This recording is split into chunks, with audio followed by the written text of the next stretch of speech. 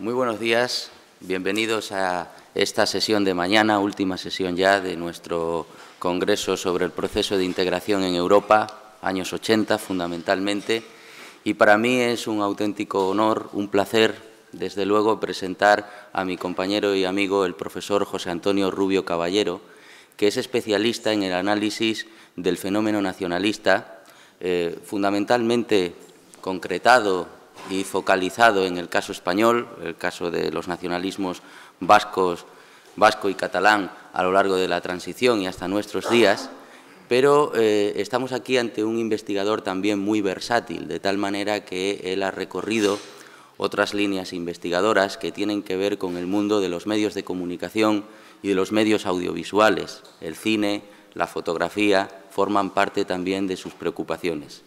Es un investigador tan versátil como riguroso y además muy didáctico, lo cual van a tener oportunidad de comprobarlo aquí en su intervención, que esta mañana va a versar sobre el cine español en los años 80, la reivindicación del pasado y la afirmación del presente. Les dejo ya con su intervención. Muchas gracias por tus amables palabras, Alfonso. Bueno, pues como pueden ver ustedes aquí, el título de mi intervención es bastante ambicioso, bastante largo además como frase. Entonces, van ustedes a poder comprobar que vamos a realizar una cata en una serie de obras cinematográficas relacionadas con un tema bastante concreto, y ello nos va a permitir obtener una serie de conclusiones acerca de cómo se produjo el proceso de legitimación de la memoria del Estado democrático a lo largo de esta etapa. Pero antes de entrar en materia, me parece interesante que veamos algún extracto de una de las más célebres películas españolas de la época, que prácticamente no hace falta ni que les diga, en cuanto vean ustedes el extracto, de qué película estamos hablando, para introducir el asunto.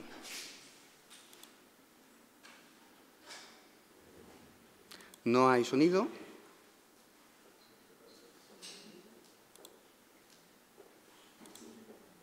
Hace un momento sí lo había en la prueba.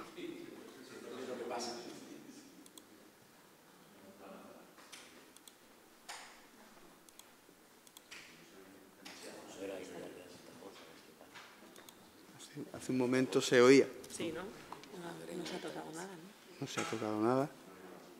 Bueno.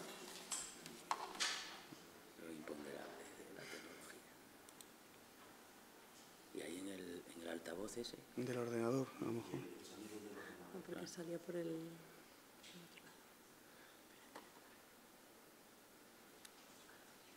No sale de ahí. Continúa, vamos a probar por aquí, ¿vale? Bueno.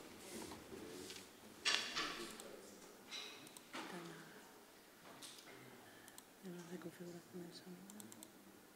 Estaba ahí. ¿No? Es increíble porque se oía hace un... Por eso digo que el audio.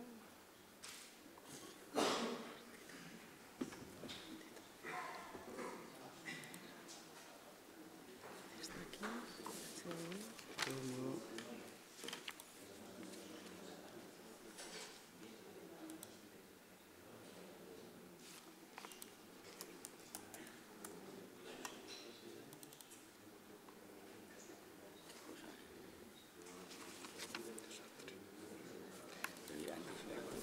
Está sonando. ¿Le has oído? Sé que ni siquiera hay patriotismo ni espíritu militar. ¿Cómo vamos a hacer la guerra contigo? ¿Da usted su permiso? ¿Qué pasa? Verá, es que este muchacho, pues nada, que tiene la novia en nuestra zona.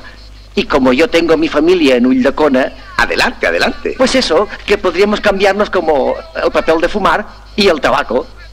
Él se iba con usted, yo me iba con el Brigada Rojo y todos están contentos. ¡Firmes! Hombre, dale 2 hostias, hombre. Pero tú te has creído que la guerra es una broma. Pero es que nos ha dejado dos España, la nuestra y la de ellos. Claro. Pero como él es un soldado y yo otro, pensaba que no le hacíamos daño a nadie. Anda, anda, coge eso y quítate de mi vista. Imposible. ¿Le has oído? Sé que ni siquiera hay patriotismo ni espíritu militar. ¿Cómo vamos a hacer la guerra con tipos así? Si es que están mal acostumbrados. Como en este frente llevamos tanto tiempo sin pegar un tiro. Ahí le duele. Y eso no es lo peor. Lo peor es que sin una buena batalla no hay manera de ascender por méritos de guerra. Eso también es verdad. Bueno, sigue. Llevábamos 9, ¿verdad? 11. 9. Tabaco no queda. Si quieres pan de higo. Ya está. Mira, el pan de higo... Hasta la próxima, Agapito. Adiós, Castro. Anda, vamos. Bueno, lo que estamos viendo aquí, o lo que se deduce, evidentemente, de esta breve secuencia, evidentemente no es que hay un enfrentamiento real entre dos Españas profundamente ideologizadas, enemigas históricas, encarnizadas, sino lo que nos da a entender el realizador, en este caso José Luis García Berlanga, que es todo lo contrario. Hay una serie de mandos a los que no vemos realmente, que están ordenando a esas dos Españas creadas artificialmente el enfrentarse, mientras que debajo de las ideologías que están, digamos, ausentes del campo de la pantalla, pues realmente hay una sola España que está sufriendo las consecuencias de unas órdenes, de unos dictados que vienen desde el extranjero o de sitios en España que no vemos. Es decir, hay un discurso que planea sobre esta película, concretamente La vaquilla, la habrán todos reconocido, un discurso favorable a la reconciliación, un discurso que equipara la guerra civil a un enfrentamiento, en cierto modo, artificial. Independientemente de la valoración que nos pueda merecer esta lectura de la guerra civil, lo que sí está claro es que durante los años 80, a partir de la muerte de Franco, pero sobre todo durante los años 80 y hasta mediados de los años 90, durante básicamente los gobiernos socialistas, lo que se fue creando fue un nuevo relato legitimador, que trató, sobre todo, de asentar un nuevo tipo de memoria sobre el pasado. Y sobre ese asunto es sobre el que voy a pretender establecer algunas consideraciones. ¿Cuáles fueron las características de ese relato sobre la historia reciente española? ¿En qué se basó esa memoria? Y cómo la cinematografía, muy particularmente, por el poder que tiene para generar esa memoria legitimadora, cómo actuó, en qué medida la cinematografía brindó una ayuda que considero inestimable para asentar entre la mayor parte de la población una nueva visión de la historia, que estaba de acuerdo con los postulados que planean sobre secuencias como la que acabamos de ver. Bien, vamos a ver efectivamente el papel desempeñado por la cinematografía en ese proceso de legitimación.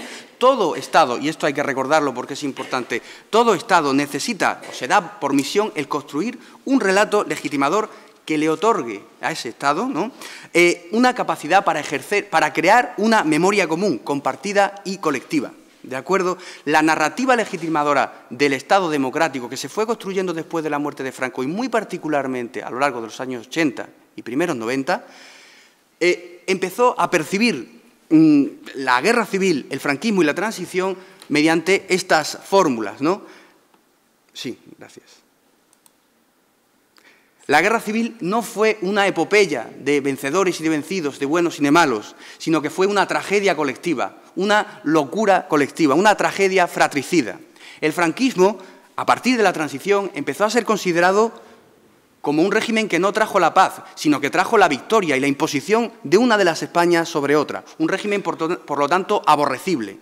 Y, en fin, la transición empezó a configurarse en la memoria patrocinada, auspiciada y creada por el Estado, y a la que contribuyó, como digo, la cinematografía, como un régimen en el que no se produjo una amnesia, sino una amnistía, palabras que tienen las dos una similar raíz etimológica griega, pero que no significan lo mismo. La amnesia sería un olvido patológico, mientras que la amnistía sería un olvido voluntario, un olvido basado en la intención de dejar atrás, de pasar página para empezar desde cero una nueva etapa histórica en donde las rencillas y los rencores del pasado pues quedaran, como digo, archivados. En esos 3 puntos, en esa visión de la guerra, del franquismo y de la transición, se basa la memoria de legitimación del régimen democrático en vigor, el llamado últimamente régimen del 78. Bien, pues lo que yo planteo ahora y lo que pretendo es ver cómo la guerra civil funciona, la visión que se ofrece sobre la guerra civil española a lo largo de los años 80 y 90 es un auténtico termómetro, que nos permite ver, que nos permite apreciar cuáles son las diversas visiones, las diversas percepciones, los diversos mensajes que han circulado sobre el pasado y sobre el presente.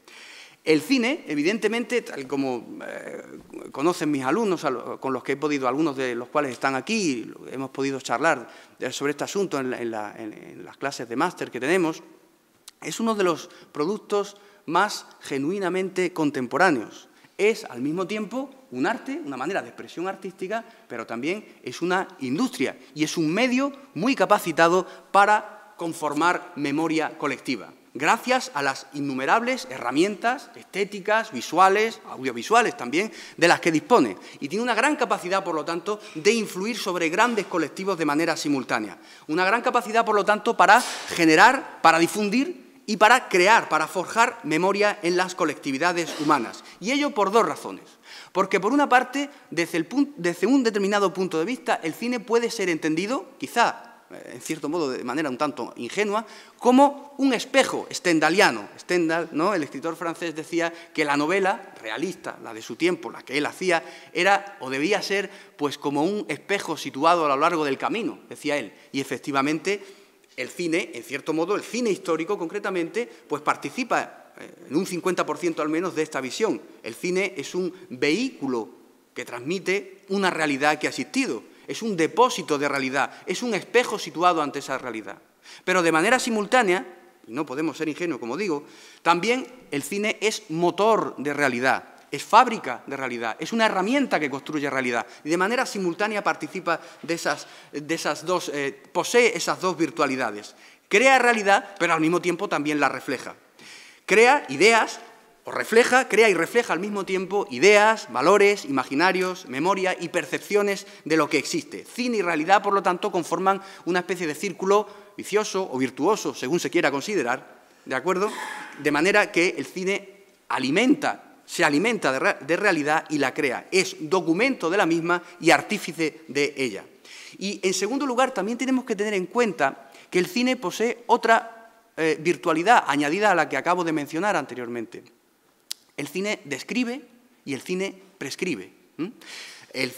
Toda obra artística y toda obra concretamente cinematográfica es al mismo tiempo el reflejo de la descripción que de la realidad hace una persona, en última instancia el autor de la obra, el escritor de una obra literaria, el realizador o el guionista de una obra cinematográfica, un grupo social, artístico, de adscripción diversa, al que pertenece ese autor y, en último término, también el cine, una obra cinematográfica, es el fruto de una creatividad que se genera en un entorno social determinado.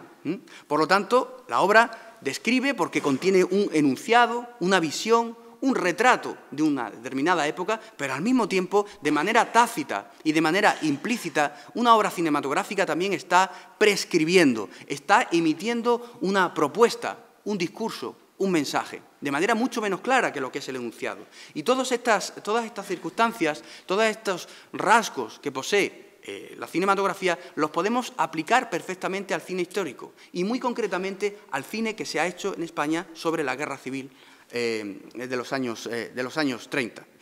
De manera que podemos perfectamente establecer o plantearnos una serie de preguntas de manera exhaustiva además, sobre todas las obras que se han realizado, que se han hecho sobre la guerra civil española, desde que terminó el conflicto hasta los tiempos más recientes. Si sometemos a todas esas películas a una lista fija de preguntas, que son estas que yo tengo expuestas aquí, podemos establecer una serie de conclusiones muy interesantes. ¿Qué prescribe cada una de esas películas? Es decir, ¿cuál es el mensaje implícito que está unido? ¿Qué es lo que hay que hacer en el presente a la vista de lo que la película está retratando? En segundo lugar, ¿se antoja pertinente, necesaria o positiva una reconciliación entre esas dos Españas que se habrían enfrentado entre el 36 y el 39 a la vista de lo que la película expone? En tercer lugar, ¿qué opinión merece a la vista de lo que el espectador está contemplando? ¿Qué opinión tiene el realizador de la película del 18 de julio, es decir, del alzamiento, de la insurrección, de la sublevación de los militares franquistas o derechistas en aquel momento? ¿Quiénes fueron los santos o mártires en la guerra? ¿Quiénes fueron, de qué lado estaba la legitimidad? Y, por otra parte, ¿quiénes fueron los verdugos y los culpables? Si hacemos todas estas 5 preguntas de manera sistemática y exhaustiva a cada una de las películas que hablan sobre la Guerra Civil Española, vamos a tener una serie de respuestas muy interesantes. Y vamos a ver que las respuestas no son, nos permiten agrupar a todas las películas en un máximo de 5 tipologías. Cada una de esas tipologías, de manera que cada una de esas tipologías predomina en una época determinada. Dicho de otra manera, todas las películas que podemos ver y todas las respuestas que obtenemos están muy agrupadas, casi perfectamente agrupadas de manera cronológica. Es muy raro que en una misma época convivan obras que pertenezcan a distintas tipologías. Ello podría ser motivado por un cúmulo importante de circunstancias: la presión de los gobiernos, los imperativos políticos de cada época, los condicionantes comerciales que a buen seguro existen en cada uno de los momentos y la fuerza que poseen los paradigmas culturales dominantes en cada uno de los momentos. De manera que esas 5 tipologías, que se pueden, como digo, agrupar en 5 grandes épocas, serían estas. Las películas que tratan sobre la guerra civil durante el primer franquismo, básicamente los años 40.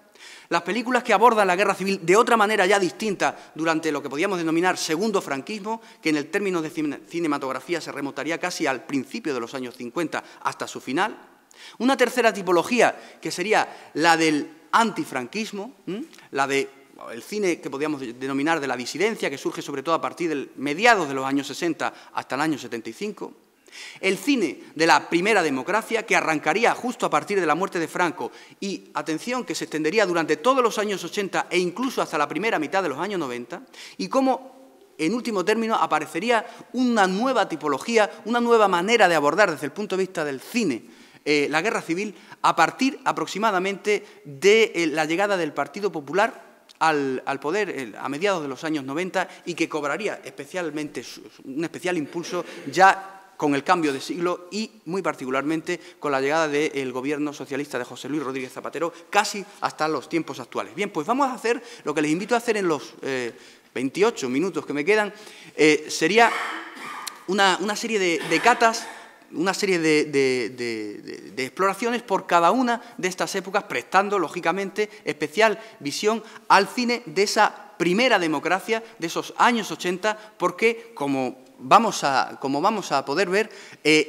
todas esas películas están dominadas con mayor o menor claridad por una intencionalidad, por un mensaje que es el que hemos visto al principio de mi intervención, por esa intención, por esa pretensión de generar una memoria del consenso, y para ello se utiliza la guerra civil como un conflicto fratricida, como una negativa experiencia que es necesario recordar, sí, ciertamente, pero para inmediatamente después archivarla y empezar a olvidarla. Bien, el cine del primer franquismo, y no me voy a extender sobre estas características, porque además esto yo creo que es bastante conocido, el cine de posguerra relataba la guerra civil de una manera muy bien determinada y muy fácilmente, que se somete muy fácilmente a tipologías, ¿no? La exaltación del ideario de los vencedores, descarada además, la historia española como una especie de ciclo épico donde está presente la idea del numantinismo, un ciclo épico que terminaría de manera gloriosa pues, con la victoria del bando nacional sobre el bando republicano.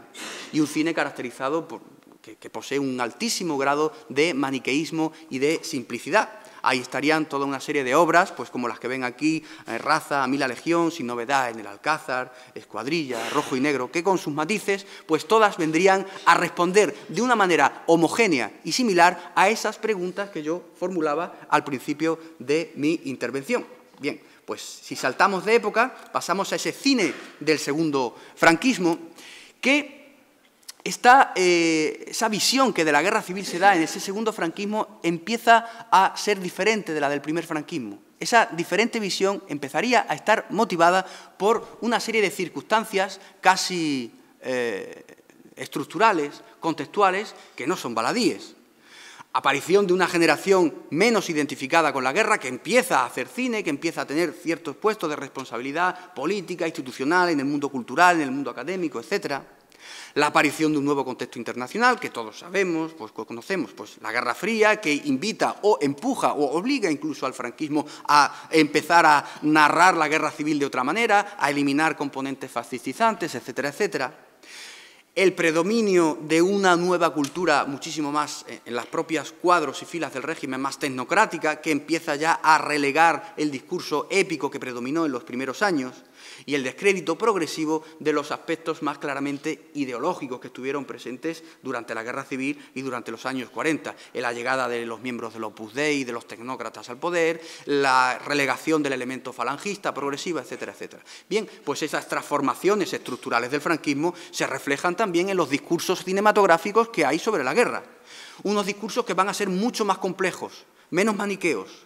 Una nueva definición de la guerra. Ya no se va a definir, a partir de los años 50 y 60, la guerra como un relato tremendamente épico. Ahora bien, tampoco se va a llegar a un relato equidistante, como una locura colectiva, sino que la guerra va a ser una especie de cirugía necesaria. Como toda cirugía es algo desagradable, doloroso, pero que fue necesario hacer para extirpar el mal. Un mal que venía ya no tanto del interior, sino del exterior. Las brigadas internacionales, Moscú, el comunismo internacional, fue un problema externo que empezó a infectar a España y había que extirpar. Que algún cirujano de hierro, Franco en este caso, pues extirpara esos males.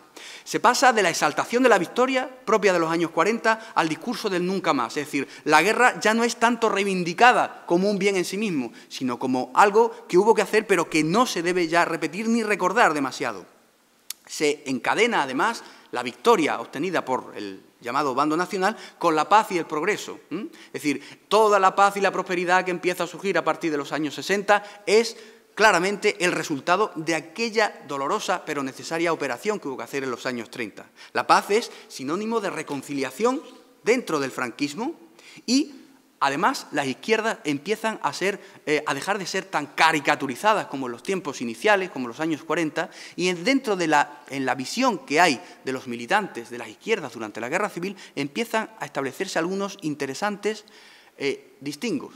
Por una parte están los republicanos, como personas equivocadas, quizá incluso de buena voluntad, que fueron abducidos por un atractivo discurso extranjerizante, el socialismo, el comunismo, mientras que por otra parte están los verdaderos enemigos de España, que eran los comunistas, que son presentados pues como unos verdaderos maleantes, como unos salteadores de caminos en algunos casos, o como unos auténticos mafiosos que vienen del extranjero y que están al sueldo de Moscú. Por tanto, ese distingo entre las izquierdas también es un discurso muy propio de la cinematografía sobre la Guerra Civil que aparece a partir de los años 50 y 60. Un discurso, por lo tanto, en definitiva, más matizado que podemos ver en infinidad de obras, algunas de las cuales pues, os presento aquí de manera muy rápida. Murió hace 15 años, Lo que nunca muere, Torre partida, Posición avanzada, La paz empieza nunca, o incluso al final del franquismo algunos títulos que ya lo dicen todo.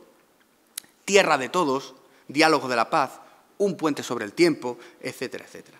Bueno, no me quiero detener demasiado en estas épocas porque mi objetivo principal es abordar estas épocas, estos tres periodos, estas tres tipologías de cine sobre la Guerra Civil que son mucho más recientes. El cine del antifranquismo empieza a sentar las bases de lo que será posteriormente, ya muerto Franco, el discurso de la reconciliación.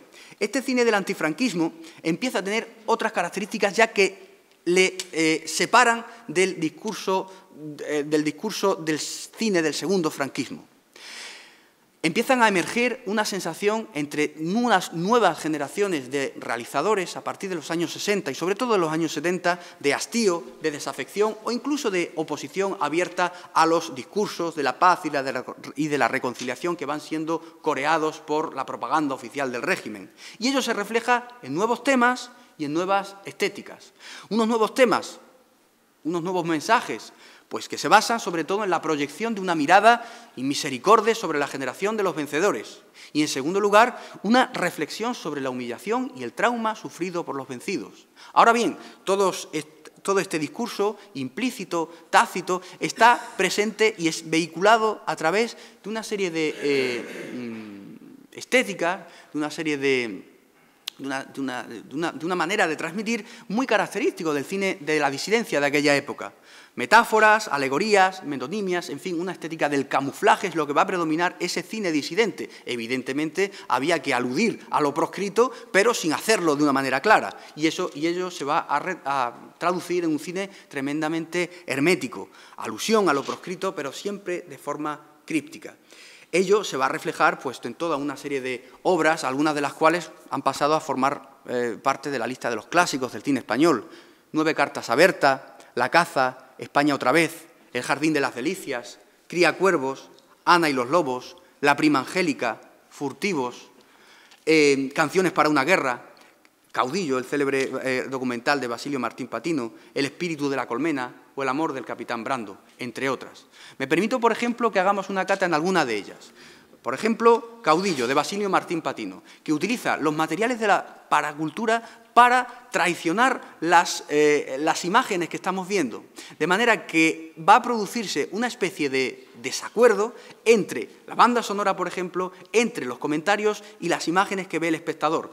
Toda una serie de estrategias para desautorizar como gobernante al propio Franco. Pero mejor que mis palabras son las imágenes que podemos ver y los sonidos que podemos simultáneamente escuchar. Así es como comienza la obra. Vamos a ver el contraste que se produce entre la banda sonora y las imágenes que vamos a pasar a ver.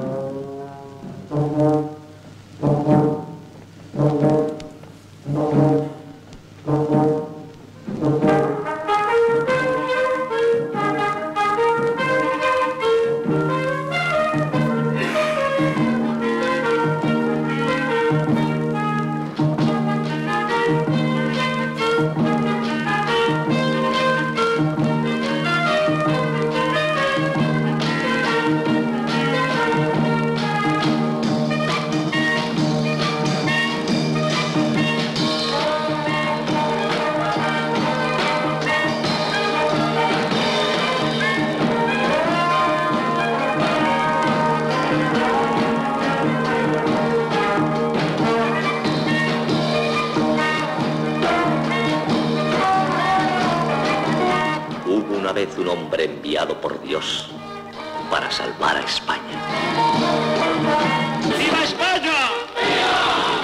¡Viva! ¡Viva siempre España! La tergiversación del material de partida y la falta de acuerdo entre la narrativa oficial que hemos escuchado, hubo un hombre enviado por Dios para salvar a España, y las imágenes de destrucción de un pueblo y el hambre, la miseria que sufrían pues los españoles en general y especialmente en el frente, tal y como hemos podido comprobar ahí. Es decir, es una estrategia destinada a negarle a Franco la categoría de gobernante, autor o fabricante, artífice del progreso que coreaba el discurso oficial. Se trata de recordar la relación, el nexo, la base que tiene la legitimidad del franquismo en el haber generado esa destrucción y no en el haber provocado, como decía la propaganda del régimen, pues ese crecimiento, ese milagro que se empezaría a producir a partir de los años 60. En fin, son estrategias que están destinadas sobre todo a ese aspecto, a esa voluntad de desautorizar al régimen de manera críptica, de manera hermética, a través de toda esta serie de películas. Y por fin entramos ya en el cine de la primera democracia. Se baja el velo de la dictadura, de la censura que iba aparejada a ella, y entonces empieza a aparecer ya claramente un nuevo discurso, esa narrativa legitimadora a la que yo aludía en el principio de mi intervención. La guerra empieza a ser presentada no ya como una epopeya, sino como una tragedia, como una locura colectiva. El franquismo no es un régimen que haya traído la paz, sino que ha traído la victoria de una de las dos Españas sobre la otra. Y la transición no estuvo basada en la amnesia, sino en una amnistía voluntaria, en una decidida y positiva voluntad de reconciliación y de olvido voluntario de todas las disputas que habían tenido históricamente los españoles. La cultura de la transición, antes de entrar concretamente en la materia cinematográfica, estuvo presidida por una relación casi esquizofrénica con la memoria, porque si por una parte se pregonaba el olvido voluntario, la necesidad de archivar causas pendientes, pues también hubo, evidentemente, también a nivel cinematográfico, literario, etcétera, etcétera, un auténtico boom de la memoria. Y, por otra parte, la cultura dominante de la transición estuvo también caracterizada por una mezcla de euforia ante lo que estaba por venir, pero también por un cierto desencanto hacia lo que se estaba imponiendo. La ilusión ante el fin de la dictadura, pero también el cierto desencanto de los sectores que van a protagonizar este nuevo relato de la transición ante el fin del antifranquismo, en fin. Contra Franco vivíamos mejor, ya saben ustedes. Entonces, la imposición de una serie de realidades mucho más, de circunstancias mucho más pragmáticas, las renuncias que hubo que hacer y el cierto desapego incluso hacia el pasado republicano. La República, durante la cultura de la transición, no va a ser tan reivindicada como en la cultura que se va a generar a partir del siglo XXI. Eso se ve perfectamente en la cinematografía. No hay una crítica, no hay una censura del periodo republicano, pero al mismo tiempo tampoco va a haber una reivindicación explícita y muy clara de la República. Va a haber casi una memoria suspiro y no una memoria de reivindicación sobre la República. Aquello estuvo muy bien, nos viene a decir la memoria oficial de aquella época, pudo haber estado bien, pudo haber generado grandes ventajas, pero al final fue un fracaso colectivo que desembocó, ya digo, en la guerra civil. Bueno, pues el discurso, por lo tanto, cinematográfico sobre la guerra civil va a otorgar la legitimidad principalmente, aunque no de manera exclusivamente, a los republicanos. La ilegitimidad va a estar no en toda la derecha, sino en los sectores más exaltados, más despendolados de la extrema derecha, un bajo grado de militantismo. El 18 de julio va a ser principalmente visto como una locura colectiva, como una guerra fratricida, como ya he avanzado.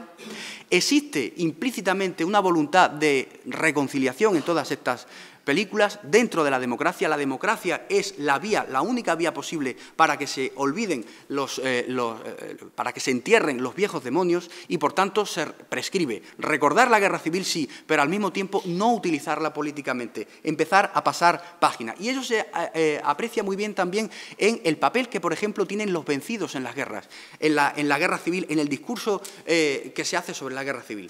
Por una parte, si comparamos el cine oficial del franquismo, sobre todo del segundo franquismo, vemos que los vencidos aparecían como personajes que pueden llegar a encontrar su sitio en la sociedad de los vencedores si comprueban la invasión comunista y el error en el que habían caído durante la guerra civil. Es decir, el franquismo sería un régimen que estaría dispuesto a readmitir a los perdedores siempre que estos abjuren de su ideología. Se pueden, por tanto, regenerar muriendo, la muerte expiatoria, o rehaciendo sus vidas e integrándose perfectamente en la buena sociedad de los vencedores. O, por ejemplo, pueden aparecer brigadistas sin delitos de sangre que regresan, que redescubren lo amargo del recuerdo y que se prescriben la medicina del olvido. Frente a ello, el cine patrocinado a partir de la transición y que dura hasta los mediados de los años 90, los vencidos ya aparecen como personajes no caricaturizados, sino con una profunda humanidad, con identidad personal. Además, no tienen que proceder a reconversiones ni a reconocer faltas, sino que sí ya están orgullosos de lo que hicieron. Son historias, en definitiva, que se detienen antes de que las heridas se reablan y, por tanto, nos transmiten una serie de mensajes pacifistas y nunca revanchistas. Y me remito al primer extracto que hemos visto al inicio de mi intervención, de la película La vaquilla. Todos estos mensajes los podemos apreciar en una serie de obras de diferente y muy diversa calidad, pero que transmiten casi de manera homogénea todos estos postulados que yo acabo de desgranar. Pim Pam Pum Fuego, Las largas vacaciones del 36, Retrato de familia, Los días del pasado, que aborda el tema del maquis, Soldados, de Alfonso Hungría, donde nos relata, por ejemplo, esto es muy interesante, es una de las primeras visiones, la película Soldados, de Alfonso Hungría, visiones de la existencia, nada heroica, nada en ningún caso reivindicada, de un grupo, de una partida de soldados republicanos cuando se enteran de que los franquistas han ganado la guerra y emprenden una huida ya sin cuartel hacia el puerto de Alicante, porque es donde presuponen que van a poder embarcarse para salir de España y huir de las más que posibles represalias a las que pueden ser sometidos, ¿no? Entonces, en esa especie de road movie que se hace en el año 39, en febrero del 39, vemos una historia de desgarro personal de la que no salen muy bien parados humanamente estos soldados republicanos. No estamos ante un discurso, por lo tanto, que tenga un alto grado de maniqueísmo, sino donde se nos retratan las miserias, incluso la baja talla moral de algunos de los protagonistas del bando republicano. O, por ejemplo, El corazón del bosque, donde podemos apreciar cómo se produce la degradación humana, la degradación moral de los últimos maquis que quedaban en las montañas de Asturias. Concretamente, esta historia de Manuel Gutiérrez Aragón es muy aleccionadora, muy interesante, porque se nos da a entender en dos momentos históricos, 1942 y 1952, cómo ha evolucionado la percepción que la sociedad tiene de esos hombres del monte. En 1942, el protagonista de la historia, el andarín, está refugiado en el monte, está plenamente activo e incluso tiene el apoyo tácito de parte de la población, de los pequeños pueblos de Asturias que se identificaban de una manera activa o pasiva con su causa. Pasan 10 años y entonces este andarín empieza a ser una especie de prófugo, una especie de animal que anda huido y al que hay que capturar. ¿Y quién es el encargado de capturar a ese andarín? Un miembro del Partido Comunista, destinado por el Comité Central, que empieza a asumir el nuevo discurso de la reconciliación nacional, del entrismo. Hay que dejar atrás la lucha armada y hay que convencer, hay que agarrar, hay que acabar con el empecinamiento en el que siguen metidos algunos hombres casi asalvajados que siguen viviendo en el bosque. Por tanto, todos una serie de discursos que deslegitiman la lucha armada, que quieren dejar atrás la guerra civil. Por ejemplo, Las largas vacaciones del 36 es un relato sobre la retaguardia. Predominan sobre todo, además, las historias en esta época de la retaguardia de la guerra y no del combate directo. En Las largas vacaciones, ya digo, pues se nos retrata a la burguesía republicana, que en el verano del 36, catalana además, que está viviendo en sus segundas residencias en aquel verano y que se encuentra casi como de sopetón, así se nos presenta, con el estallido de una guerra a la que ella, así se nos presenta, pues es perfectamente ajena. Se nos ofrece una visión de la guerra como una especie de enfrentamiento entre radicales, entre empecinados de la extrema derecha y empecinados de la extrema izquierda. Un relato muy parecido es el de Retrato de familia, pero en el bando de los conservadores. Las personas que se habrían enfrentado en la guerra también son unos radicales a los cuyos principios, cuyos postulados y cuyas actividades eran ajenas a los deseos de la inmensa mayoría de la guerra. Si os parece, podemos ver incluso algún extracto de esta película, porque me parece tremendamente revelador. Como entre los conservadores del 36, cuando estalla la guerra... En un café de la calle de Torrijos de Madrid. Un momentito... Aquí vemos a un jovencísimo Miguel Bosé, que es el hijo de una acaudalada familia de la España profunda, que se ve empujado contra su voluntad a tener que alistarse en el bando nacional. Y están a punto de hacerlo en el Alto No me esperéis del León, a comer, Cristina. donde parece ser se están Me quedaré librando todo el día en el estos hospital. cruentos combates. Por otro lado, las vanguardias de Mola están a punto de llegar a Buitrago, con lo que la toma de Madrid es ya cosa inmediata. Sin embargo, Desde ayer trabajo en el polvorín. ¿Y qué haces tú allí? Pues de todo lo que me mandan. ¿Sabéis algo de Luisito? Todavía no. Supongo que estará bien. la patria nos reclama, jóvenes y maduros, los primeros al frente, a la lucha, los últimos a servicios auxiliares, para cumplir misiones de vigilancia ciudadana. Y las mujeres también, en hospitales, y obras de asistencia al frente. En el polvorín. Capitalista. El movimiento nacional, salvador de España, te permite en estos momentos seguir disfrutando de tus rentas. Si vacilas un solo momento en prestarle tu ayuda moral y material, con largueza y desprendimiento, a más de un mal patriota serás un desagradecido, indigno de convivir en la España fuerte que empieza a renacer. Tu oro y alhajas deben pasar a engrosar inmediatamente el Tesoro Nacional. Que pronto un aeroplano lleve inscrito el nombre de nuestra ciudad para pasearlo orgulloso por el frente. ¡Atención! ¡Atención! Las sirenas anuncian un bombardeo. Aviones enemigos sobrevuelan la capital.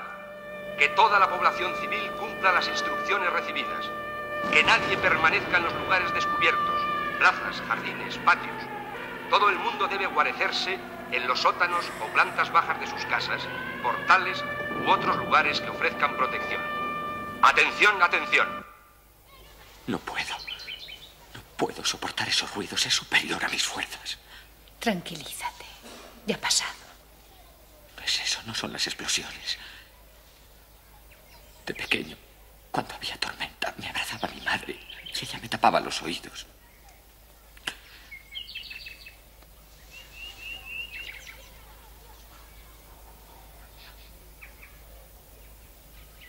¿Cuándo acabará todo esto? ¿Y quién lo sabe? Si continúa, me harán alistarme. Y yo no quiero alistarme. No valgo para esto. No sirvo. Tú lo sabes. No creo que les preocupe. Pero es que yo no tengo nada que ver. ¿Por qué me tienen que obligar a ir? Hay algo turbio en todo este lío. Yo no entiendo muy bien ni lo que vosotros queréis ni lo que quieren los otros. Yo no quiero nada. Solo quiero que me dejen en paz. Han dicho en la radio que hace falta gente en el polvorín. ¿Por qué no pruebas? Bueno, pues, A lo mejor de esa forma te evitas... es evidente que el discurso que subyace a todas estas obras es el de la reconciliación, el de la paz, etcétera, etcétera. Por ejemplo, Las bicicletas son para el verano, otra de las obras más señeras también de los años 80, nos invitan a contemplar este discurso. De nuevo, una historia de la retaguardia, donde una familia más o menos ideologizada, ligeramente tendente hacia la República, eso es otro de los elementos también, como hemos dicho, predominantes en aquel tiempo, pues también está ahí presente. O, por ejemplo, luego hay una tercera línea que yo denominaría la línea de la equidistancia perfecta, una serie de películas que tienen una muy pronunciada distancia emotiva con respecto al conflicto y que incluso se permiten abrir la veta de la comedia, a percibir de manera cómica ese discurso. Por ejemplo, La vaquilla que hemos visto o Espérame en el cielo. Madre Gilda también ya a principios de los años 90. Incluso películas que no abordan la cuestión de la guerra civil de manera directa, pero que también están aludiendo a algunas de sus secuelas de forma indirecta. Por ejemplo, la célebre y oscarizada Volver a empezar. Esta película nos narra el relato nos narra el regreso de un antiguo exiliado, deducimos que es una personalidad eminente del campo de la cultura o de la ciencia y que se reencuentra con Gijón, con la ciudad de la que él era originario, con una antigua amiga o novia, etcétera, etcétera. Lo interesante es que incluso en estas películas hay un pozo importantísimo, un deseo implícito de favorecer o de acompañar esa reconciliación nacional, ese olvido de los rencores, ese olvido de la guerra, y que queda muy particularmente mostrado en una escena, la escena de la llamada que recibe el exiliado de parte de un personaje muy importante de la transición, como van a ver ustedes a continuación.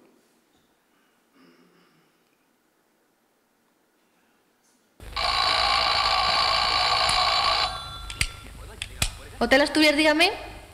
Buenas tardes. ¿Que llama de dónde? Ah, sí, dígame. Sí, el señor Albajar está hospedado aquí.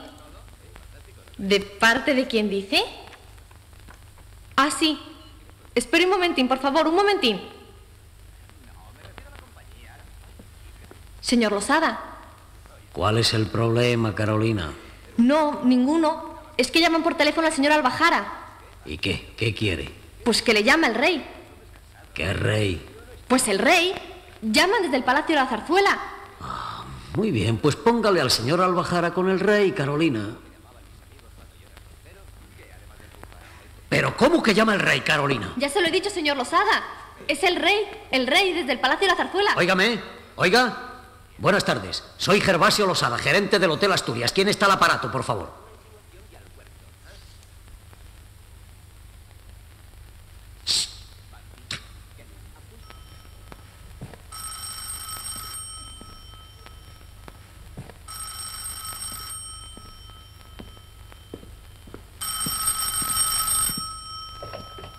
Dígame. Señor Albajara, soy Losada. Verá, es que hay una llamada para usted de la Casa Real. Ah, muy bien, páseme. Sí, inmediatamente, señor Albajara, sí. Es que es el rey, ¿sabe? Páseme, páseme.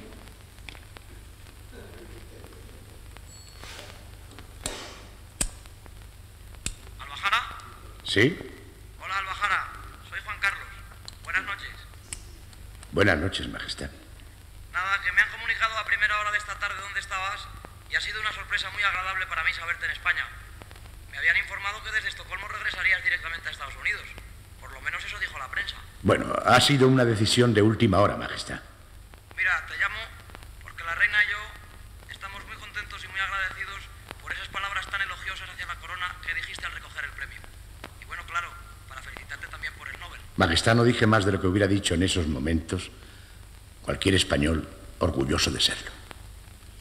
En mi opinión, señor, es usted el hombre que nuestro país necesita. Gracias, Albajara. En cuanto al premio, la verdad, para mí ha sido una sorpresa. Ya. Sí. Ya ven ustedes que no está exenta la escena de intención, de ideología, etcétera, etcétera, ¿no? De todo este discurso favorable o tendente pues, a la necesidad que habría pues, de reconciliación y de olvido de la guerra, representado por ese diálogo amistoso entre un antiguo exiliado, dignificado como el que más, ¿no? Nada que ver con ese bandido patibulario como era representado el republicano en las películas del franquismo, y el personaje que mejor representa el símbolo del nuevo Estado que está edificándose a final de los 70 y durante los años 80, que es el propio monarca. Y por último, para terminar mi intervención, pues sí que me gustaría hacer alguna breve mención a esa cinematografía sobre la guerra civil que surge en lo que yo denomino la segunda democracia a partir de mediados de los años 90 y sobre todo ya en el siglo XXI, para demostrar cómo ese discurso que hemos visto hasta este momento de la primera democracia no es fijo, sino que está expuesto a una serie de evoluciones y reconsideraciones. Un cine caracterizado, de nuevo, por un mayor grado de maniqueísmo, por un notable grado de presentismo, de anacronismo, por una sentimentalización, de nuevo, de los dramas vividos por los vencidos, en este caso, y por una evidente deshumanización de los vencedores.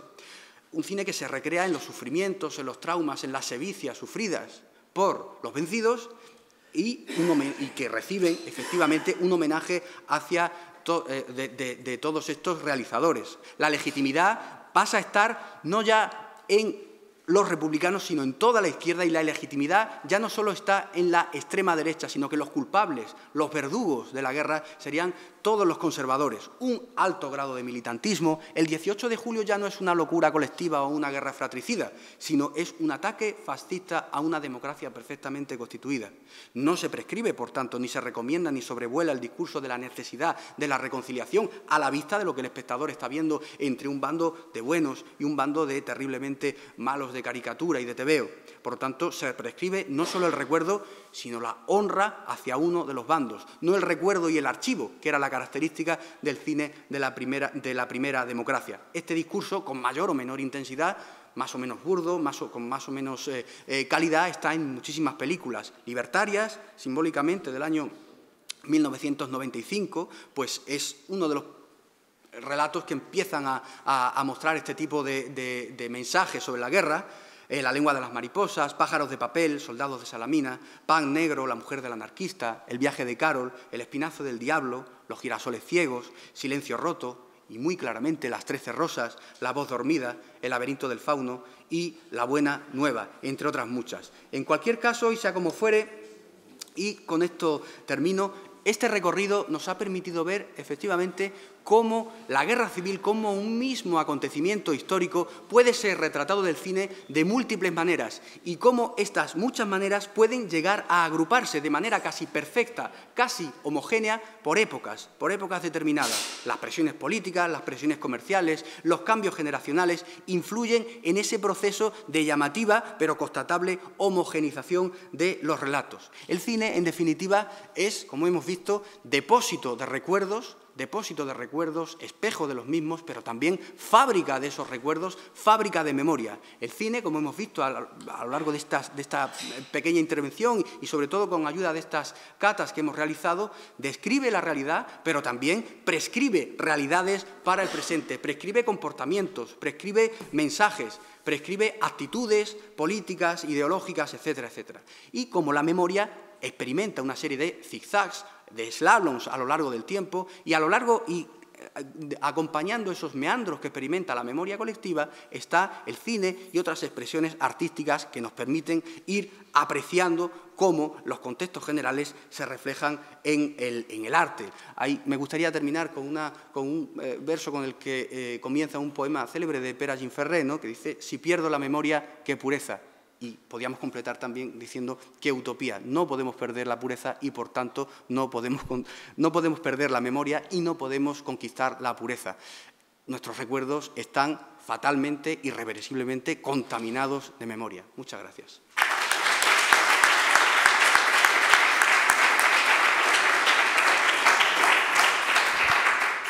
Muchas gracias, José Antonio, como siempre, por tu excelente intervención. Ya lo decía Orwell en 1984, quien controla el pasado controla el futuro y quien controla el presente controla el pasado. Así que esa es la dialéctica en la que nos movemos. Tenemos 8 minutos, poco tiempo ya, pero yo creo que es suficiente para intervenir y empezar el debate. Tomás.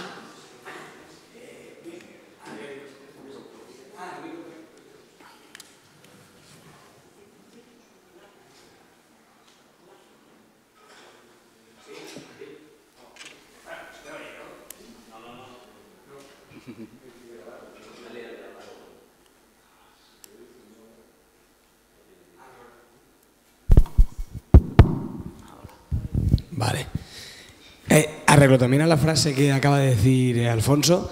Dices que ha habido un alto grado de presentismo en el cine de la Segunda Democracia y te quería preguntar si no ocurre un poco lo mismo en ese cine de la transición, tanto en el del antifranquismo como el de la Primera Democracia, en tanto que se aboga y las películas van a favor, proyectan esa visión reconciliadora que estaba muy en el presente de la época.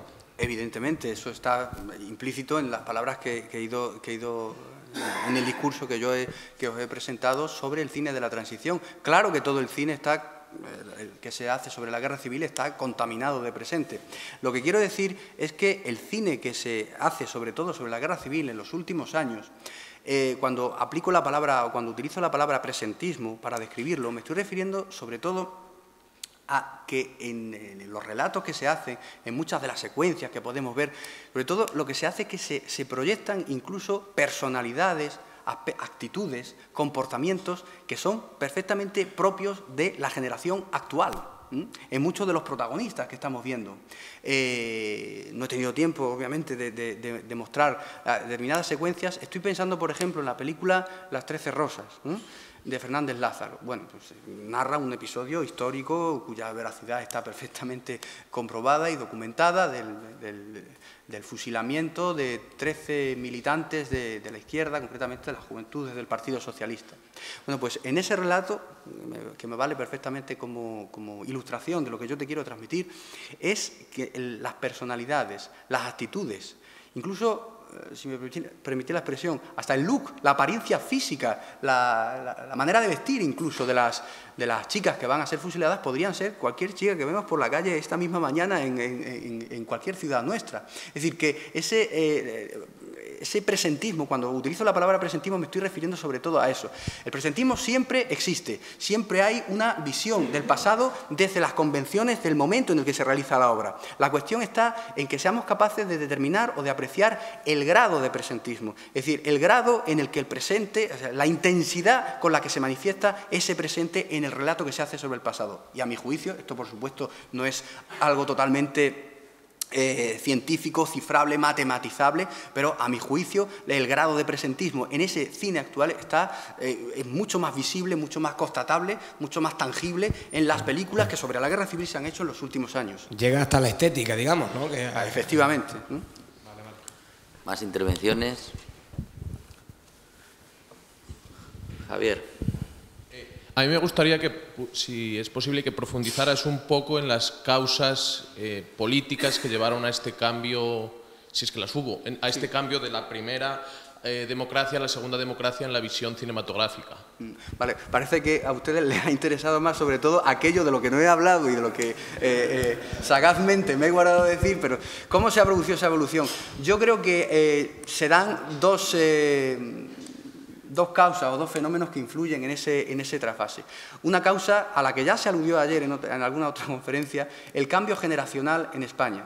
Es decir, a partir de mediados de los años 90 y sobre todo a partir de los años 2000, pues irrumpe por el mero e irrefrenable paso del tiempo, pues irrumpe una nueva generación de artistas, de directores, de guionistas, de actores incluso, que ya empiezan a que ya no están identificados con la generación que hizo la transición o que protagonizó la transición. Y eso, inevitablemente, guste o no guste, pues empieza a tener un reflejo también en su producción. Es un fenómeno de cambio generacional que se va a reflejar también incluso pues, en la vida política, en la vida institucional, en la vida académica, en el mundo editorial y también en el mundo de la producción artística y cinematográfica. Una nueva generación que ya la generación realmente de los nietos de quienes hicieron la guerra civil, los hijos de los que hicieron la transición, que ya no tienen esa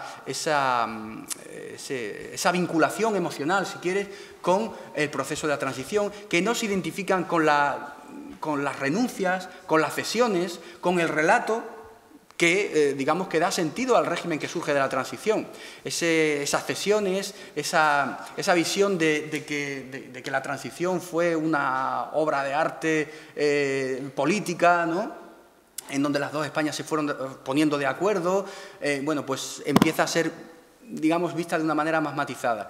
Y, de rebote, lógicamente, la guerra civil empieza a ser vista de otra manera. Ya no fue una locura colectiva, ese discurso relativamente equidistante que predomina durante los años 80 y 90, pues empieza a archivarse en un cajón y empieza a ser visto por esta nueva generación, ya digo, de los nietos de los que hicieron la guerra civil, pues empieza a ser percibida como un enfrentamiento si me permite la expresión, entre buenos y malos, es decir, que la legitimidad estaba muy claramente de un bando y la ilegitimidad estaba muy claramente del otro bando. Por tanto, cambio generacional y, por supuesto, la labor, la producción cinematográfica también está influida por un segundo factor de corte muchísimo más prosaico, presiones o influencias institucionales, políticas, vulgo subvenciones,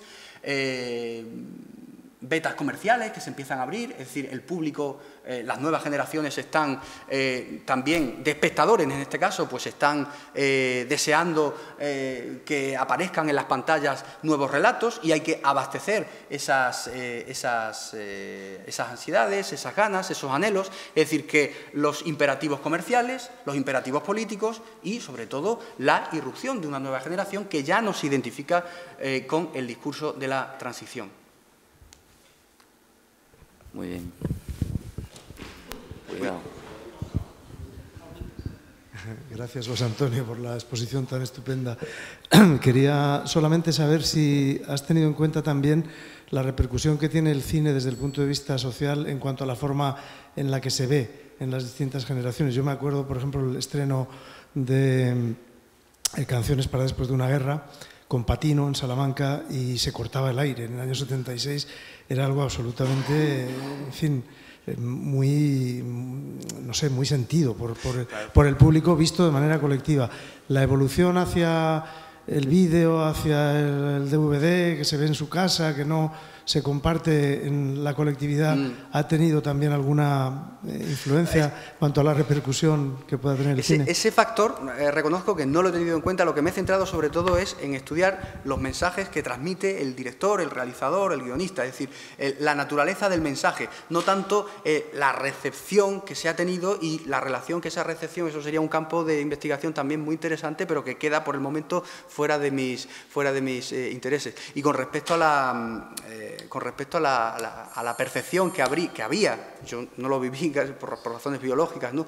Con ese cine de la disidencia, ese cine antifranquista, sí he podido, bueno, pues leer efectivamente y tener conciencia a través de lecturas, ¿no? Pues que el fenómeno del cineforum, de la disidencia, ¿no?, de los últimos años del franquismo, pues casi alcanzaba unos ribetes cuasi religiosos, ¿no? Porque era ver cine, ver ese tipo de películas, consumirlas, no tenía nada que ver pues con el rito casi banal o trivial que podemos tener cualquiera de nosotros cuando consumimos cine pues en nuestra casa. Es decir, que evidentemente hay eran casi misas laicas, ¿no? El hecho de ir a un cineforum para consumir y para comulgar con un determinado, ya que estamos utilizando el vocabulario religioso, comulgar con un determinado discurso, que es el de Canciones para una guerra o el de Caudillo, que es el que hemos podido ver efectivamente. Muy bien, pues ya se nos ha acabado el tiempo. Vamos a dar paso a la próxima ponencia. Vamos a tener una pequeña pausa y enseguida volvemos, después de la publicidad.